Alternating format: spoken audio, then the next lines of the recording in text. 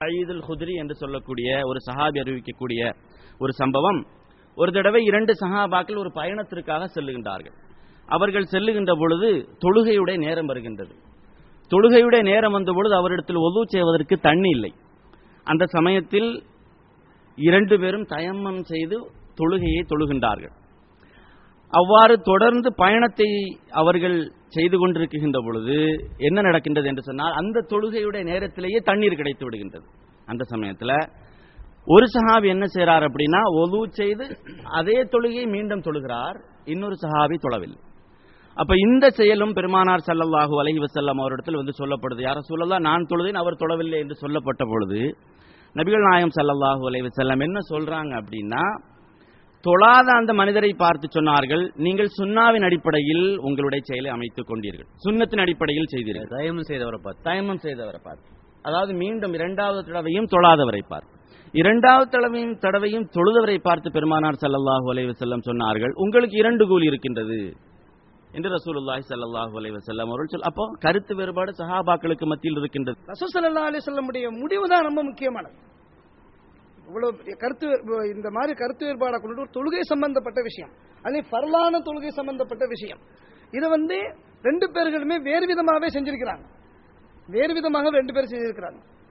ஆனா ரசூல் ஸல்லல்லாஹு அலைஹி வஸல்லத்துல இந்த விஷயம் போகும் பொழுது அவர்கள் சொன்ன முடிவை பாருங்க. அதுதான் கருத்து வேறுபாடு கொண்டிருக்கக்கூடியவர்களுக்கு மத்தியிலே மிக உன்னிப்பாக கவனிக்க வேண்டிய விஷயம். அந்த விஷயம் தான் ஒருத்தரை பார்த்து சொன்னார்கள், தயம்மம் செய்துவிட்டு, அதாவது அந்த நேரத்திலே தொழுது விட்டேன், அந்த நேரத்திலே தயமம் செய்த அந்த நேரத்திலே தொழுது விட்டவர்களை பார்த்து என்ன சொன்னார்கள், சுன்னாவின் அடிப்படையில் நீ கடைபிடித்து விட்டீர் என்று சொன்னார்கள்.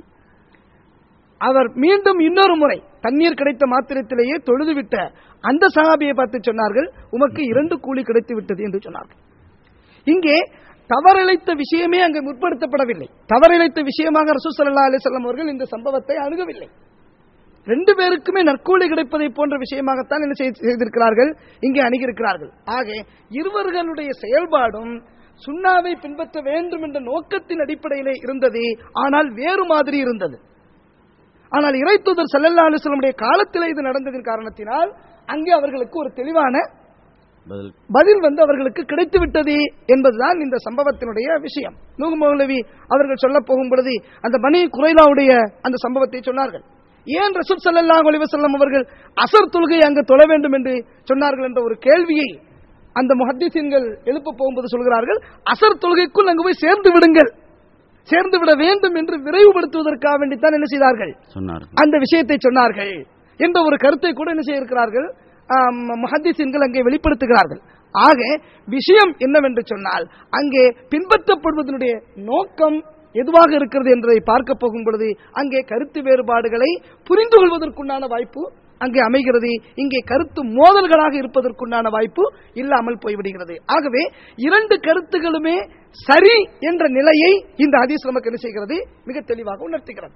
நிறைய சொல்றாங்க, அது ஒண்ணுதான் எப்படி சரியா இருக்க முடியும், 2 எப்படி ஒரே விஷயத்துல 2 எப்படி சரியா இருக்க முடியும் அப்படின்ற ஒரு கேள்வி என்ன செய்து எழுது. ஆனால் 2ம் சரியாக இருக்க முடியும் என்பதை இது போன்ற சம்பவங்கள் உங்களுக்கு நமக்கு என்ன செய்கிறது, மிக தெளிவாக சுட்டிக்காட்டுகிறது. குர்ஆன் அருளப்பட்டு கொண்டிருந்த காலகட்டத்தில், உயிரோடு வாழ்ந்து கொண்டிருந்த காலகட்டத்திலேயே இது நிகழ்ந்திருக்கிறது என்று சொன்னால், பெருமானாருடைய காலத்திலிருந்து 14 நூற்றாண்டுகளுக்கு பின்னர் வாழ்கின்ற நமது காலகட்டத்தில் இது போன்ற கருத்துக்கள் இருப்பது இயற்கைதான். அதைத்தான் நீங்கள் சொல்லுகின்ற இந்த சம்பவங்கள் நமக்கு உணர்த்தி காட்டுகின்றது. இதை போன்ற இன்னும் பல சம்பவங்களை நாம் சொல்லிக்கொண்டே போகலாம். ஆனால் ரசூலுல்லாஹி ஸல்லல்லாஹு அலைஹி வஸல்லம் காலகட்டத்திற்கு பின்னால நீங்க பாருங்க, சஹாபாக்கள் ரசூலுல்லாஹோடு வாழ்ந்தவர்கள் தானே. மதுவுக்கு யாராவது மது அறிந்து விட்டால் தண்டனை கொடுக்க வேண்டும் என்று இஸ்லாமிய சட்டம் முந்தைய காலகட்டங்களில் நடைமுறைப்படுத்தப்பட்டது. அபூபக்கருடைய ஆட்சி காலத்தில் அபூபக்கர் ரலியல்லாஹு தஆலா அன்ஹு அவர்கள் மதுவுக்கு தண்டனையாக 40 கசேடிகளை கொடுத்தார்கள். ஆனால் அதற்கு பின்னால உமர் ரலியல்லாஹு தஆலாவுடைய ஆட்சி காலத்தில் 40 டபுளா ஆக்கி 80 கொடுக்குறாங்க.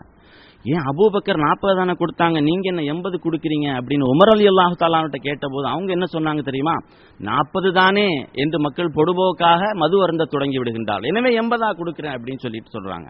ஸோ என்னடா, அவங்களுடைய கருத்துக்கும் இவங்களுடைய கருத்துக்கும் நேர் முரணான ஒரு நடைமுறையை நாம பார்க்கிறோம். இது மட்டுமல்ல, இப்னு அப்பாஸ் ரலியல்லாஹு தஆலா அன்ஹு, இப்னு உமர் ரலியல்லாஹு தஆலா அன்ஹு, இந்த இருவரும் மிகப்பெரிய மேதைகள். 4 அபாதிலாக்கள் என்று மக்காவில் பிரபல்யமாக மதீனாவில் இருந்தவர்கள். இப்னு உமரும் இப்னு அப்பாஸும் பிரபல்யமானவர்கள். ஆனால் இந்த இருவருக்கும் மத்தியில் 100க்கும் அதிகமான கருத்து வேறுபாடு இருந்ததாக குறிப்பிட்டு காட்டப்படுகிறது.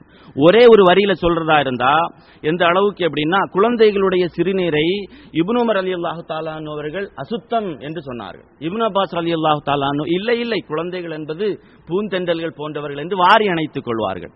ஒது செய்கின்ற பொழுது இப்னு உமர் ரலியல்லாஹு தஆலா அன்ஹு அவர்கள் கண்ணெல்லாம் திறந்து அதுக்குள்ள எல்லாம் தண்ணியை விட்டு கழுவுவாங்க. இப்னு அப்பாஸ் ரலியல்லாஹு தஆலா அன்ஹு அவர்கள் அவ்வாறு கழுக மாட்டார்கள். இது மட்டுமல்ல, நமக்கு எல்லாம் தெரிந்த விஷயம், ஹஜ்ருல் அஸ்வத் சொல்லக்கூடிய அந்த கருப்பு கல் இருக்கு இல்லையா, காபால் இருக்கிறது.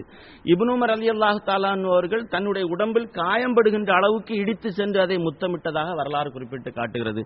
இப்னு அப்பாஸ் ரலியல்லாஹு தஆலா அன்ஹு சொல்றாங்க, அப்படியெல்லாம் செய்யக்கூடாது, நானும் பிறருக்கு தொந்தரவு கொடுக்க மாட்டேன், பிறரும் எனக்கு தொந்தரவு தரமாட்டார்கள் என்று இவ்வாறு 100க்கும் அதிகமான விஷயங்களில் இப்னு அப்பாஸ் ரலியல்லாஹு தஆலா அன்ஹு அவர்களுக்கும் இப்னு உமர் ரலியல்லாஹு தஆலா அன்ஹு அவர்களுக்கும் இடையே கருத்து வேறுபாடு இருந்தது. இது ரசூலுல்லாஹ்வுடைய காலகட்டத்திற்கு பின்னால வந்தது. வேறொரு சம்பவம் கூட இருக்கிறது.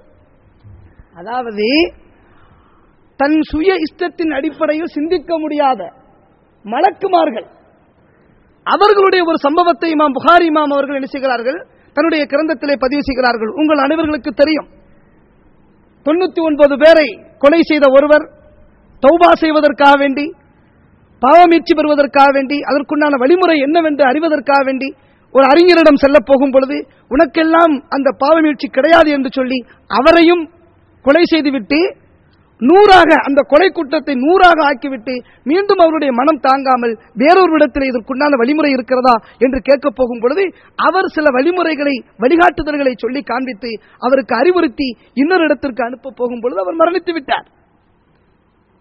அங்கே அதாபுடைய மலக்குகளும் ரஹமத்துடைய மலக்குகளும் இறங்குகிறார்கள். இங்கே இது எங்களுக்கு சொந்தம் இவர், இல்லை எங்களுக்கு சொந்தம் இவர் என்று சொல்லி ஒரு கருத்து வேறுபாடு அங்கே என்ன செய்கிறது, நிலவுகிறது. 2 மலக்குகள் இடத்திலே. இது சஹீஹான பதிவு செய்யப்பட்ட ஹதீஸ். அப்படி என்றால் அங்கே தீர்ப்பு கூறுவதற்கு ஹஜ்ரத் ஜிப்ரீல் அலைஹிஸ்ஸலாத்து வஸலாம் அவர்கள் வருகிறார்கள். அங்கே அதற்குண்டான சரியான வழிமுறை அங்கே சுட்டிக்காட்டப்படுகிறது. அதற்கு பின்னால் ரஹமத்துடைய மலக்குகள் அவரை எடுத்துச் செல்கிறார்கள், அந்த உயிரை என்ன செய்கிறார்கள், எடுத்துச் செல்கிறார்கள்.